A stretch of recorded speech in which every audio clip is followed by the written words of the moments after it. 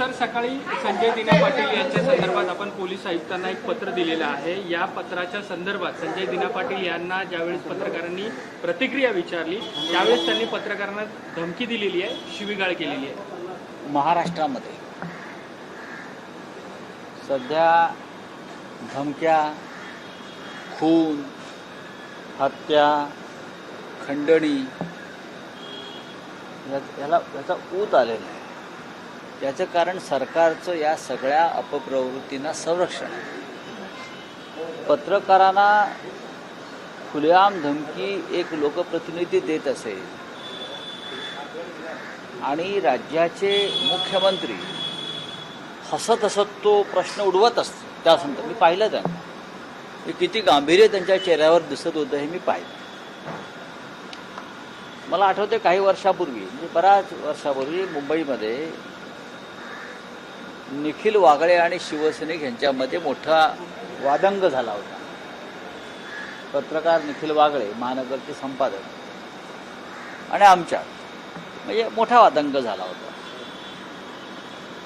आम्ही काही त्यांना ठार वगैरे मारण्याची धमकी दिली नव्हती असं मला आठवतं. आता काय मला नीट आठवत नाही.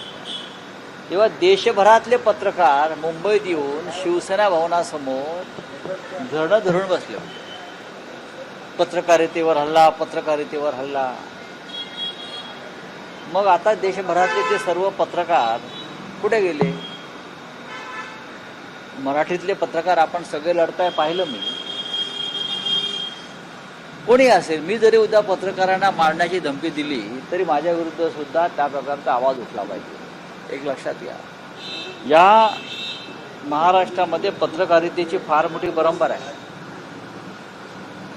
आणि पत्रकार हा आमचा या देशाचा चौथा स्तंभ आहे. आता या चौथ्या स्तंभाला मोदी, अमित शहा, काही लोक अजून मानत नाहीत या चौथ्या स्तंभाला. ही गोष्ट सोडून द्या, तरी तो चौथा स्तंभ हा मजबूतीनं उभा राहायला पाहिजे.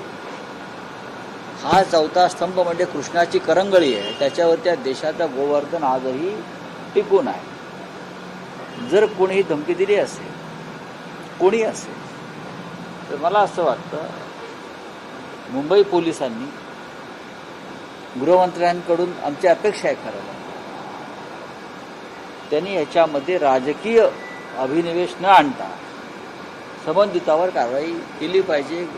कॅमेऱ्यासमोर लोकांना बॉम्ब न मारण्याची धमकी दिली जाते, त्याचे समर्थन होत आहे. कॅमेऱ्यासमोर लोकांना स्मशानात पाठवण्याची धमकी दिली जाते, कॅमेऱ्यासमोर पत्रकारांना ठार मारण्याची धमकी दिली जाते. मला वाटतं राज्यातलं चित्र पूर्णपणे बदललेलं आहे. हे राज्य कलंकित होत आहे, हे राज्य बदनाम होत आहे. या राज्यातला संस्कार आणि संस्कृती ही गेल्या काही काळामध्ये धुळीस मिळवली जाते. आमचा महाराष्ट्र असा नव्हता. एकनाथ शिंदे असं म्हणतात आहे की संजय राऊत यांची देखील जी भाषा आहे, त्याच्यामुळे संजय पाटील यांचा राग बाहेर संजय राऊत ज्या पद्धतीची भाषा वापरतात, वारंवार प्रश्न विचारतात, त्याच्यामुळे त्यांचा राग अशा पद्धतीने झाला. मला, मी जर शिवी दिली असेल तर मला दाखवा. याला शिवी म्हणतात.